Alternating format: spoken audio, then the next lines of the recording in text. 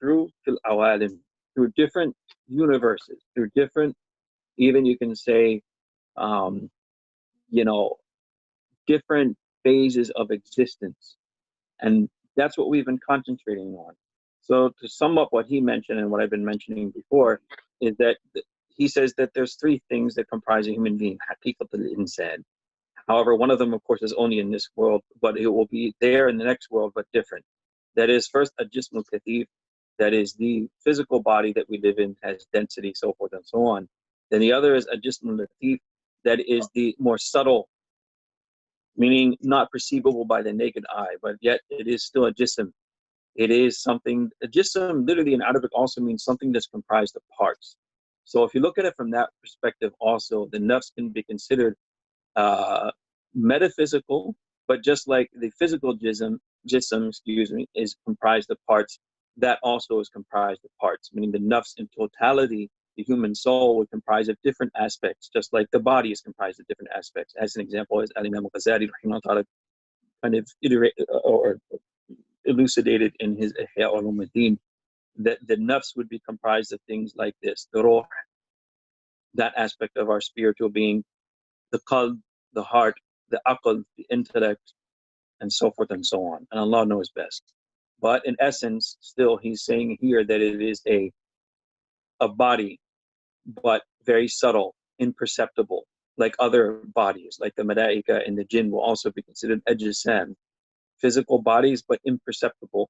And of course, we know now that there are physical things like cells and atoms and even these germs and viruses and good bacteria as well.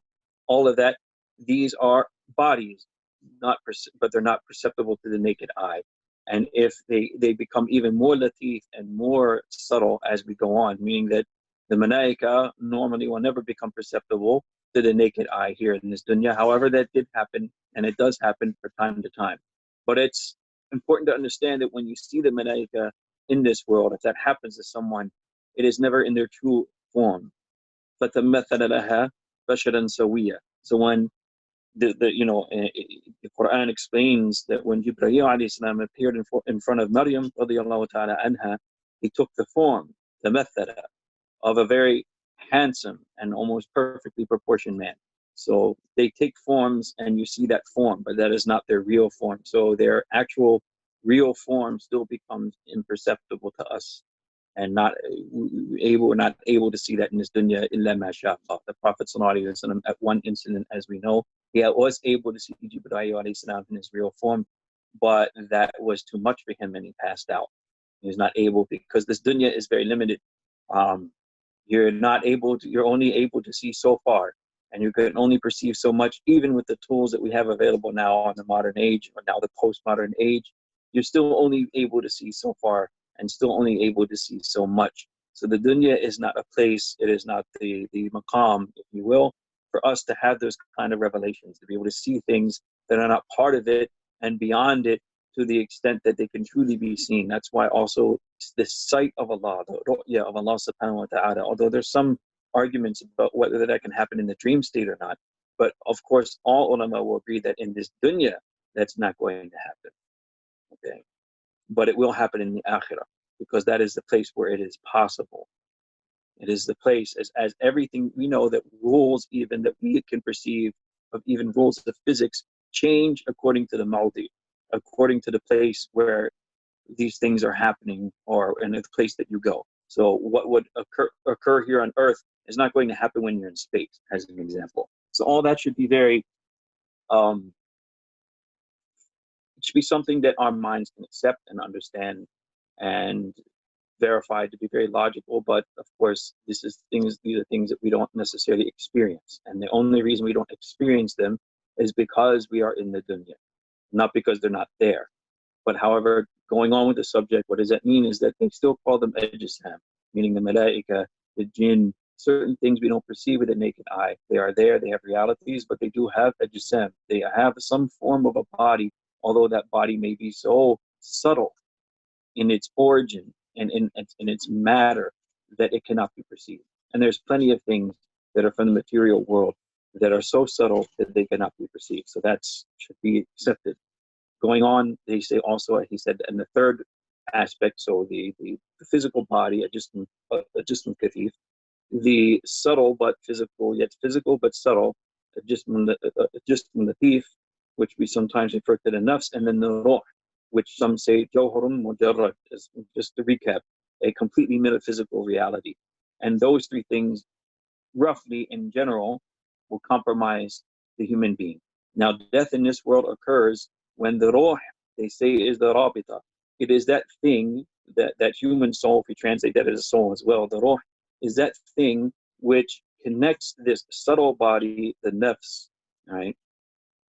And as some call it, nafs, nafs al-darraka, that entity of humans that actually is able to perceive things. Because the body is almost like the vehicle. And as I mentioned before, mind over matter, there are times when a person can injure themselves and not feel it because you're not cognizant, you don't know about it, you're not paying attention to it.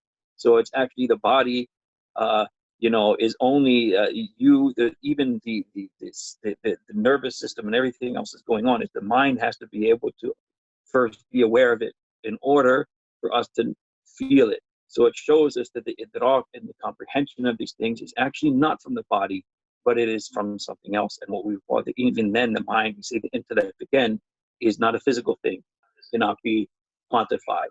So taking that on into consideration, what we're saying is that that when death occurs, it is a separation of the nafs and the ruh ma'an, that these two things are taken from the human being, and that's what causes death in this world. We've talked about a lot of that, so I wanted to go on further and to recap that. The ayah that I've quoted often and to prove some of these points, Allah yatawaffa al-anfus fi manamiha wa hina mawtiha, that Allah is the one who takes to him the souls, anfus, the plural of nafs, when you're in a sleeping state, when they're sleeping, and also at the time of their death. Now, the question here is when you're sleeping, we know that you're not dead. We don't call you clinically, you're not dead, because the body is still reacting. You're still breathing. Your heart's still beating. All the functions of your organs are still there. So that's not called death. If the nafs is not there, Allah says He has taken that nafs. So what does that mean? It means there has to be still something there in order for death not to occur. So they say that what it is again dividing, that there is a human soul that is the connection between the nafs and the body. When it is there, life is there. When it is not there, when both of those are removed, then it's what we call death. So then after that, Allah subhanahu wa ta'ala, the one that Allah has determined that he or she will die, then hold that nafs back. And the one and the one whom Allah has not yet written death for, then that soul will be let go to a determined time, meaning when the time of the death will occur. So death occurs in essence, based on this ayah and other types of evidences, that when the ruh and the nafs together are removed from the body. Now the body is what actually goes. After that, though, the perception and the ability to perceive, which was not really the body's anyhow, it continues. And this is what we call life in the barzakh, the intermediary stage between here and the akhirah. And this is where we have many hadith, and some of which we will mention today, that tell us about the experiences of people at the time of death, even before all these other stages occur. And we'll probably mention hadith that are more hopeful in nature because of the situation we're in now. Many people might become, and rightfully so, a little perturbed about the possibilities, especially when people think about dying alone. But the reality is nobody actually dies alone. And especially for believers, there is special mercy that Allah has upon them, that they're never going to be alone truly at that time, that they're always, that their perception stays, they will know what's going on, but their experience will be pleasant. And also, I wanted to mention certain things about the dream state because it's related, and that is, it shows us that the comprehension and idrak remains in a person, and that idrak is so powerful that even though the body is not experiencing the things that your soul is experiencing, the nafs is experiencing, yet the body reacts to it. So people can have experiences in dream states that will give them all the sensual reactions that normally they would assume happens to the body, which is another point, that the body is not really the one that experiences these things. It is the soul. The body is just the vehicle. So anyhow, going on with that, I wanted to mention some interesting things that are relative to us too. Is that there's a hadith in Sahih Bukhari, which the Prophet ﷺ, an authority of Abu Hurairah anhu, the Prophet ﷺ said, إذا اقترب الزمان لم تكن رؤيا المؤمن تكذبه. That in the end of times, it will be very rare that the dream of a believer would be false. It would be very rare that the dreams of the believers will experience in those times will ever be false. And then the Prophet ﷺ said that رؤيا المؤمن جزء من 46 جزءا من النبوة. That the dream of a believer is in actuality a part of 46 parts of nubuwah, of prophethood. وَمَا كَانَ مِن نُبُوَّةٍ إِنَّهُ لَا يَكْذِبُ. And whatever comes from nubuwah can never be false. Okay, so it needs some explanation because that's a profound hadith. Part of the hadith, namely that the dream of a believer is a portion from amongst the 46 portions of nubuwah, of prophethood. That aspect of the hadith has been related by more than 10 other companions, which means that it elevates it to the status. The fact that it's in Sahih Muslim, it's considered to be Sahih, it's sound in itself. But that portion of the hadith that mentioned as being a fraction or a part of the 46 fractions or parts of nubuwah, that particular part of the hadith has been mentioned by more than 10 Sahaba, which means that it's actually not just Sahih. That particular part of the hadith means that the idea that the believer's dream, a true dream of a believer, is a portion of nubuwah, is mutawatir. And again, just based on the idea of historical veracity and narration, that means it is equivalent to the Quran in its veracity and its truthfulness from a historical point of view. And that should be something that strikes our interest. So the true dream of a believer would be a portion of nubuwah. First of all, what does that mean? Because obviously there's no prophet after the Prophet Muhammad sallallahu alaihi wasallam. But the fact that even he said that it's mutawatir, so this is a reality. He taught us that there must be some importance here, and there must be something that we should be paying attention to, and it's also something we should believe in. If it's mutawatir, we have to accept it as fact, just as we accept the Quran as fact, and that it is the book of Allah subhanahu wa ta'ala, even just based on historical veracity. So there's some explanation is needed there, and it is very profound too. Now, obviously, nubuwah itself, the word, can come from two sources, as some of the ulama explain, either naba, anin naba al-azim, like the Surah al-Naba, which means khabar or information. That's something that is relayed to you, news that is given to you. Again, meaning that it doesn't come from the other sources of human knowledge on our epistemology. You haven't thought about it logically and then there derived a conclusion. You haven't necessarily experienced it with your senses, so and then there derived a conclusion, but you were told about it. So that's the important idea. You were something that you were informed of. So what would that mean then? Then a true dream is like a portion of nubuwah. It would mean that, and that's why the Prophet afterwards said that وَمَا كَانَ مِنَ النُّبُوَّةِ, whatever happens to come from nubuwah, إِنَّهُ لَا يَكْذِبُ, there will never be false. It alludes to the fact that a true dream is like receiving information directly from Allah Azza wa Jalla. A true dream is like receiving information directly from Allah Azza wa Jalla. How is that significant to the first portion of the hadith? إِذَا اقْتَرَبَ الزَّمَانُ. When there's a different, the literal translation of it is when time becomes close. And some ulama have given explanations. The vast majority of them seem to agree that it refers to the end of times or the last days. So their explanation, therefore, is that in those times, because the lack of ulama, the lack of enlightened souls, and the types of tumultuous fitna that people experience, and the believers will want answers, but they won't be able to find them. They will find themselves perplexed and confused by the situations that they're in, and they won't really get straight answers all the time.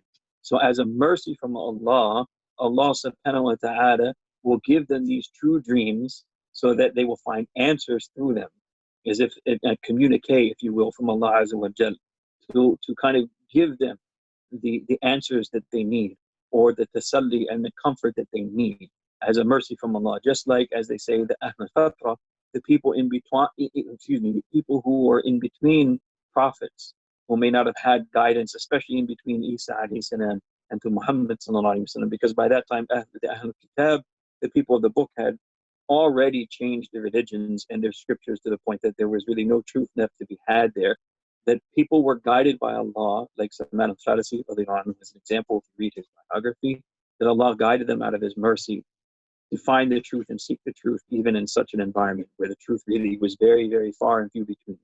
So it's the same type of thing that they're saying here. That in those tumultuous times and trying times where people will be confused and won't really have answers all the time, Allah's mercy on them is that He will give them these types of ru'ya, or these dreams. That ru'ya means that in the sleeping state, a person's soul experiences, the nafs experiences these things, and that nafs will experience it in a way that it will literally be, as it will, a communique or a message from the Creator Allah Himself. Then after that, in the same hadith, it is explained that dreams now must be understood in three parts. You have either a true vision or dream, which is from Allah, or it's hadith al-nafs, which kind of is similar to what some psychologists say, that it's just really your, if you will, subconscious speaking to you, or your own worries of the day. If throughout the day you have certain worries and concerns that you still went to sleep with, so you're just speaking to yourself, is literally what hadith al-nafs means. It's just something that's self-imposed, or it is from the shaitan, or it is from the devil, which of course is something that we don't pay any attention to. And the Prophet also gave us guidelines about what to do in cases like that. But to sum that up, what does it mean though? But there are still some dreams which are true. And those true dreams are important enough that the information that we have received from the Prophet ﷺ, that they are a portion of Nubuwah, meaning they are literally messages from God, that is mutawatir. It is something we have to accept as fact. And also that these things occur more commonly amongst the people of the last days, because of their really being, not having to them the information that they need and the guidance that they need to take them through the times that they live in. So as a mercy from Allah, He will give them such dreams. This to me was intriguing, and I thought that this is also something hopeful for all of us, because a lot of times maybe we don't know the answers. Even with nowadays, we still have scholars, alhamdulillah, and we're still communicating. We're trying our best to encourage one another and give advice to what to do in certain times like this and other times that we've experienced, and who knows what will happen in the future. However, we don't know how long that will last. If we're still around and that's there, mashallah, that's a blessing from Allah. If not, then what do we do? Well, the answer is like everything else. You are never alone. Allah subhanahu wa ta'ala, as long as you're sincere and your heart is open, will always guide the person to the truth.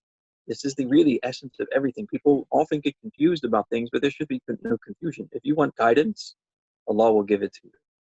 If you want help, the only yastajib lakum, call me, I will answer. You will get it. And that's why Allah knows best those amongst mankind who truly want guidance. You have to remember that those who reject guidance, it is their choice. Okay? It is their choice. They never wanted it to begin with.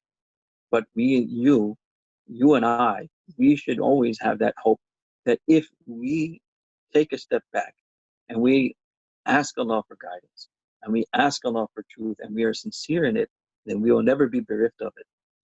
We will never be bereft of it. Allah will always, we have these things that Allah has given us. The human soul is,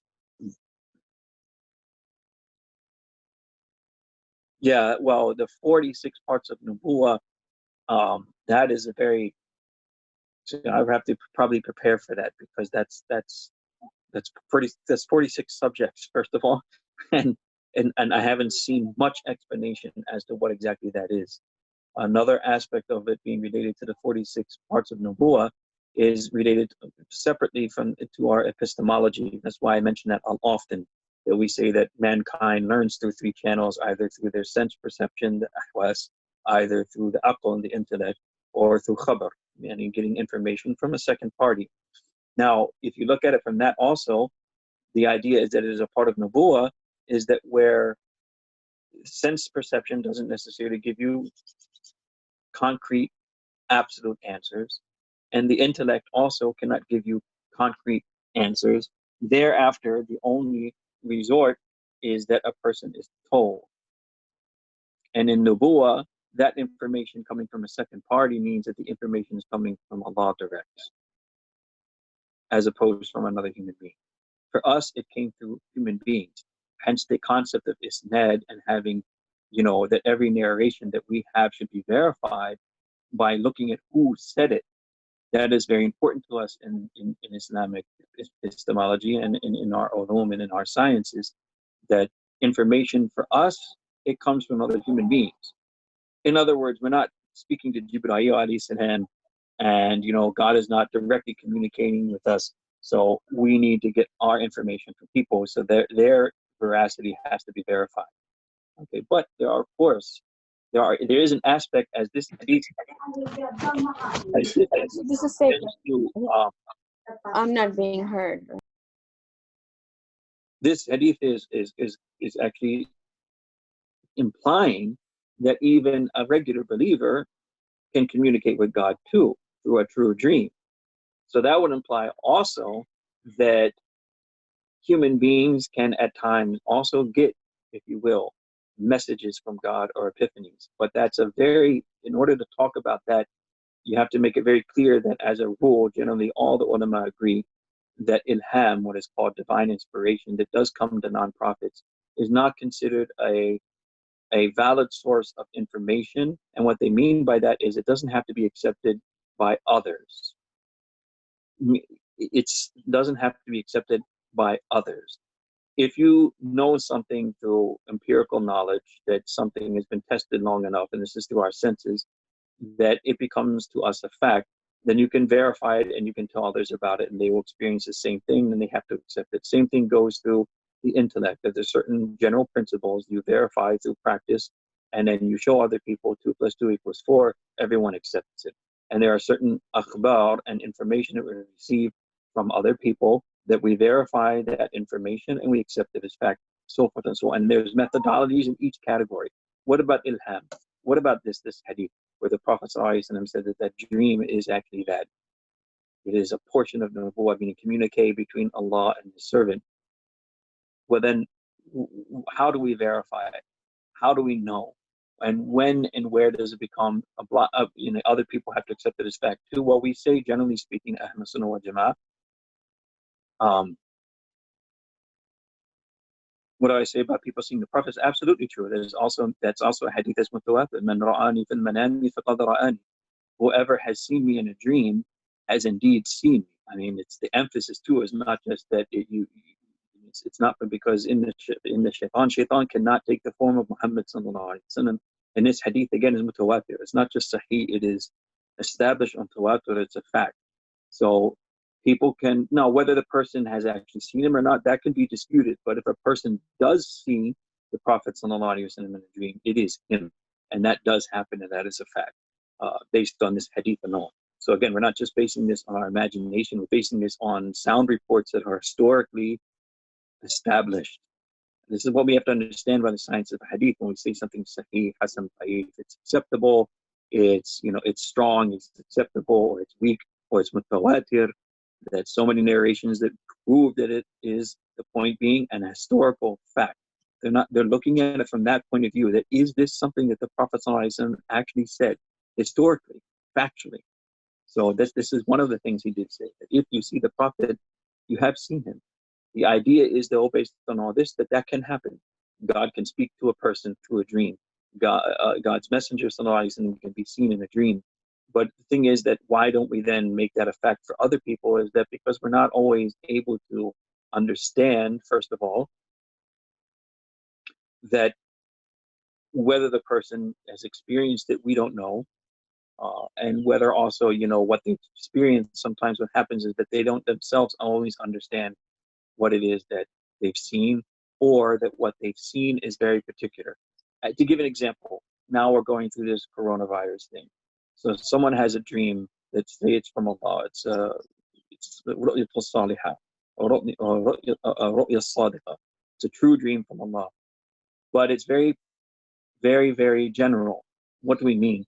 It is general to a specific era, to a specific people living in a specific time. So it is not binding on others. Look at all the other things that I've mentioned.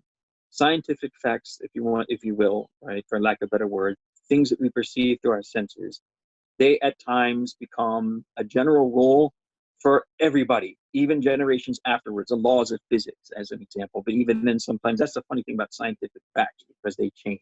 They're not as reliable as the other categories. Like intellectually, things like mathematics, 2 plus 2 equals 4, is a universal law that's not going to be specific to a particular era or people living in a particular experience. It's always going to be that way. Same things with historical facts. The fact that Egypt was once at one time ruled by Fir'aun and his name and so forth and so on, the fact that Napoleon existed, the fact that Muhammad existed, those are facts that are not pertinent to just one type of people or era or particular situation. You understand what I'm saying? Whereas if a person has a dream that is related only to, let's say right now, coronavirus, then that is very particular to a very particular era, to a very particular people. It's not binding on others to accept. Okay? Unlike other things. So this is the idea that we have universal principles that are binding upon all people. We say that Muhammad is the messenger of Allah, and all that he brought is true, is not something pertinent just to a particular people living in a particular situations like the Arabs in his time. No, it is a universal fact. So much so that even Allah subhanahu wa ta'ala speaks about it in ways that other Anbiya and prophets knew about him coming and were told to take an oath to follow him. Okay, so a lot of subjects here.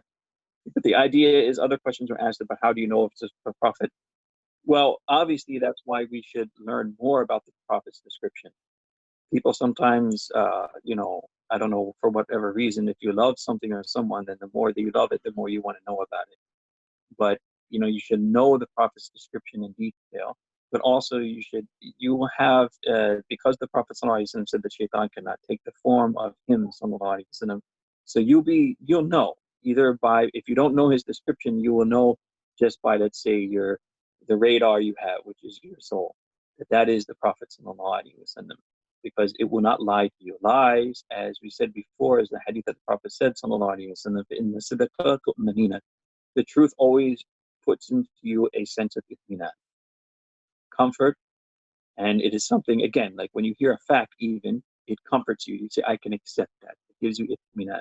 Where rayba or lies cause you the opposite. Well, kidba rayba, with it that lies will cause you to feel unsure, insecure, or you don't really know. So if you see a true dream, this is the basis of it, and without getting the details, a true dream will be so strong that it is just like being told a fact. 2 plus 2 equals 4, and you don't contest it. It will be so strong to your soul that you will not contest it. You will realize that, yes, this was a true dream. And the same thing goes for seeing the Prophet ﷺ. That just like things that we know and they are, they give us comfort, itminan of the heart. The same thing will happen that when you see it, it will not be confusing. It will not be something that you doubt or second guess. It will be something that you know for certain. The only issue after that is whether this dream is binding on others. And we say, no, it is not. However, they are messages, so they should not be ignored either. It's just that those messages, as I said, if it makes sense to you, they are for particular people, particular times. They're not, unlike, as we say, the Quran is revelation, it is for everybody. So it's not for particular people or particular times, but this is universal. Wallahu alam. Before I may stop here so we can have some questions, I would just like to relate one hadith that's, also talks about the soul at the time of death that will give us maybe a little bit of hope. This hadith is related by Imam Ahmad in his Musnad, Abu Dawood in his Sunan, and Imam Hakim in his Mustadrak.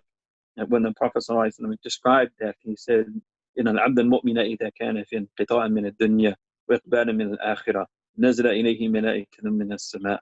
That when the time comes for a believing servant of Allah to end their time in this, when the time comes for them to depart this world and go towards the Akhirah, then Malaika descend from the skies to greet him.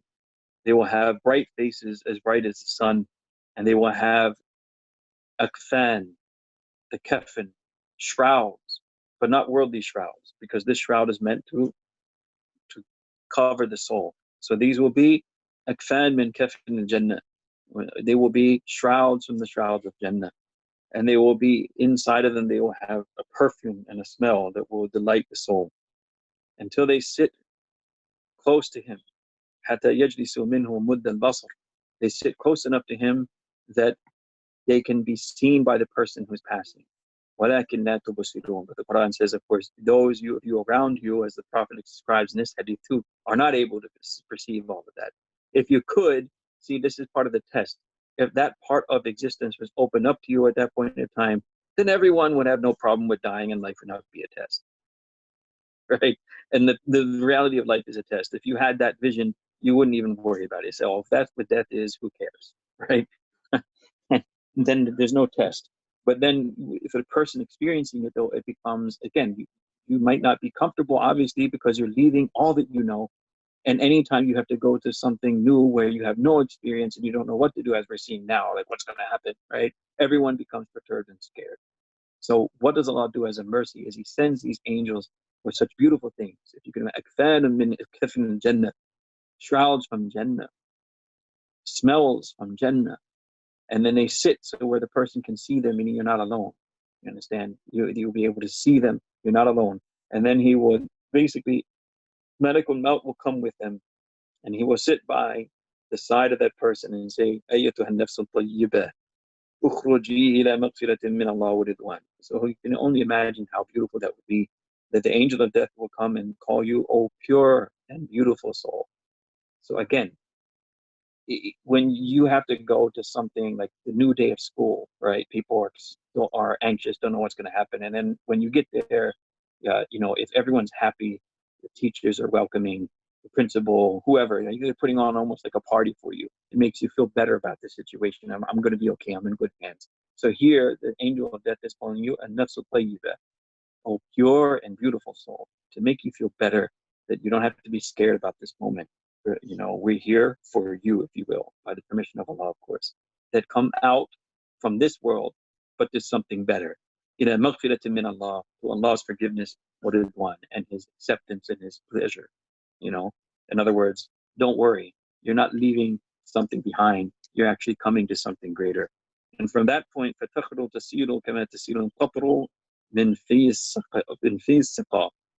So then the human soul will come out, as the Prophet described it, like the drop of water comes out of the water, the bag of, like, what they call it, I forget the name, like the bag of water, like there's a word for it in English. There's, like a skin, a water skin that people used to use to drink water. So the drop that comes out, it will come out that easily from the body. And then when that happens, you can't see what's going on, but they can see it. And when that happens, the Prophet ﷺ said, "لم يدعها في يده طرفة عين حتى يأخذها." That not even for the blink of an eye, not even for a moment, in other words, does it happen that the soul comes out, that it is then wrapped in that coffin from Jannah, and then the smell of the misk, of the smell of Jannah that's there, that is likened to misk in this hadith, will be better than anything you have ever smelled in this world, of misk or any other perfume for that matter. And then فَيَصْعَدُونَ بِهَا, then that soul is taken up, in other words, through the seven heavens. In each heaven, they are greeted by the Malaika with the best titles. Same thing, to comfort that soul. That may give them the best of titles, the best of names that they used to be called in this world. So again, it's based on attributes. And that's why it's important to focus on the soul's attributes before that time comes.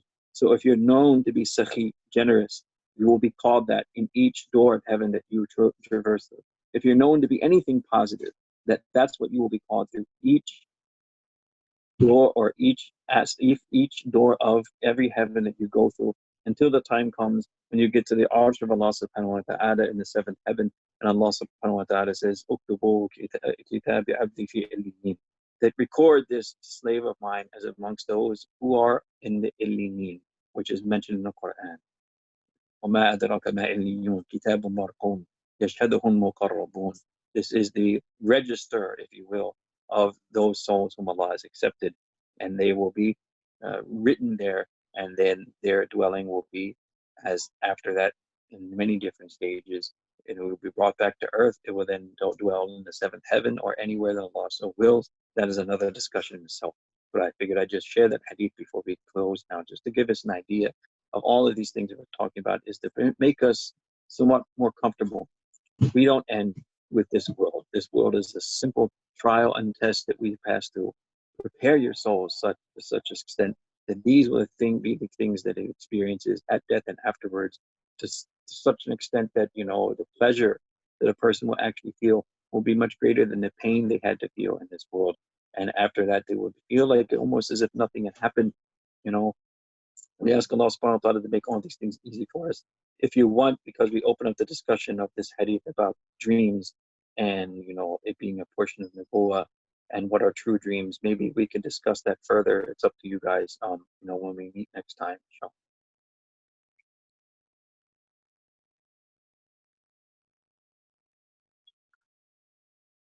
Inshallah. Like dhikr being prescribed in dreams. Yeah, that can happen. That can happen, which is fine. There's no reason to reject it. But again, that the primary role is that we cannot really make people, accept it either. Meaning it's not like, all the commandments that we have in Sharia are based on evidences from Wahi or some form of Wahi, or at least based on Wahi. So it can't be the same, but that doesn't mean it should be rejected either. So you can act on it and it's not a problem.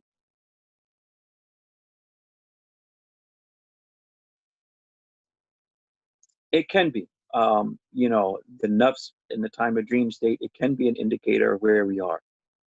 That's why certain things help you to kind of get clearer dreams, if you will, and have these experiences more often.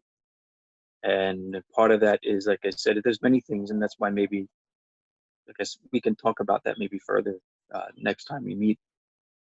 So it's sometimes, yes, that's why sometimes good dreams are also warnings too, in a sense that it's like, like a child being chided by their parents that, don't keep this up or you might get bad grades. So that's also a mercy from Allah. Sometimes a person sees themselves in a certain state. There's a famous story, just to give an example, of Malik ibn Dinar, rahimahullah ta'ala, was a very famous personality in the history of Islam. He's, written in the books of Tabaqat and exceptional personalities and shuyukh and ulama. It is said that, before he made tawbah and reformed himself, he was actually a police officer and he was a drunk. He used to drink. And one night he had a dream. He had a daughter apparently that died young that he was very attached to. And in that dream, he went to bed drunk without praying Isha, he said. And when he was sleeping, he saw in his dream that a snake was chasing him. And the snake almost chased him into Jahannam. But the Malaika guarding Jahannam said, you're not one of these people, so you can't come here. But the snake was still chasing him. So he thought, like, where am I going to go? I think about a snake so frightening that he was ready to jump into Jahannam. So as he kept on running around, there was a group of children that he saw coming from Jannah, and one of them happened to be his daughter. And so the daughter killed the snake, and then he talked to his daughter for a while, and the daughter explained to him what this dream meant, which is basically that his deeds had become so much that they almost took him to the brink of Jahannam. And so that made him it was the catalyst for him to make Tawbah and change his life, and now he's written in history books. So those dreams can happen like that too, right? So we can see our state, but that doesn't always mean it has to be, written in stone. That in his case, it was a warning. But it was a good thing because it helped him make Tawbah and become the great person that he was, rahimahullah ta'ala.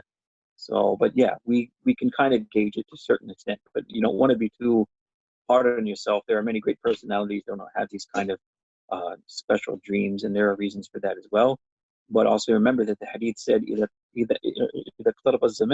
the last days, when people will not have access to pious people or ulama. This is what the ulama explained. They will not have access to clarity. It is in those times that Allah will have mercy on them and give them these true visions to give them basically the courage and also the kind of like answers they need, like what's going on, what's going to happen. So it's not always necessary that you have to be particularly pious, or you just have to have this concept. You first have to understand first that your existence is not just based on the physical body and your soul. That's the whole point of these hadith. of dream states of death is that the soul, as I said, the book is titled Ar-Ruh al-Jawal. Your soul has the capacity to traverse fil awalim, through different stages of existence, through different realities, through different, if you will, like they say, uh, what do they call it? Like a different universe or whatever words you want to use to describe realities outside of the world that we're in right now. But that's the important thing to concentrate on, that we are not subjugated nor even relegated or even confined to this world. This is the least of it, right? We are much more, we are far beyond that. So we should start getting ourselves used to that fact first, to lessen also the trials of this world. Of course, the trials of the world are going to be more pertinent to us because that's where we are now. So a person always prefers the immediate than what they don't know. Hence, that's why Abdullah ibn Mas'ud anhu cried when he heard the ayah "Bal tu'thiruna al-hayat ad-dunya," that you prefer the life of this world, and he said that because it's in front of us now. So out of sight, out of mind, as the saying goes. So we tend to, obviously, but we have to remind ourselves, and we have to remind ourselves of certain experiences that we have that teaches us that we are more than that. That's why I mentioned certain things about this, even just our body reacting, and that our mind, if it's not aware of the body being hurt, it won't feel the pain. In the body reacting to experiences in the sleep state to something that's not happening to it, it all proves that, just to kind of remind us that it's well beyond this body and this world. Your existence is well beyond that. So that just to remind us and help us, and also to maybe get us prepared, so that when all of that happens, we are more cognizant of it. We have a kind of like an ability to understand these things in the dream state and in death and everything else. And like I said, maybe I'm going to leave it here for other questions. We can actually go into that topic a little bit more, bi'idhnillah, in as much detail as we can next week, inshallah, if you agree to it, if everyone agrees to that, inshallah.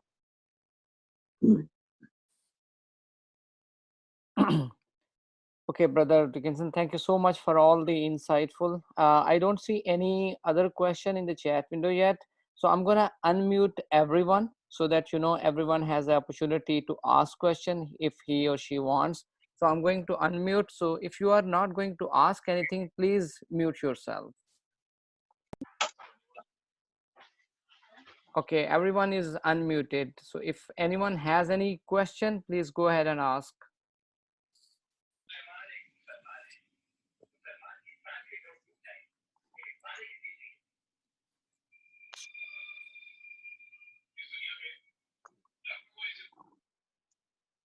I guess not. Yeah, I don't think so anyone has any more question left. So thank you so much. I'm gonna end the meeting, and we'll continue this same subject, same topic in the next class or lecture, inshallah. Jazakumullah khair. Jazakumullah khair. Thank you so much, everyone, for joining. Assalamu alaikum. Wa alaikum assalam.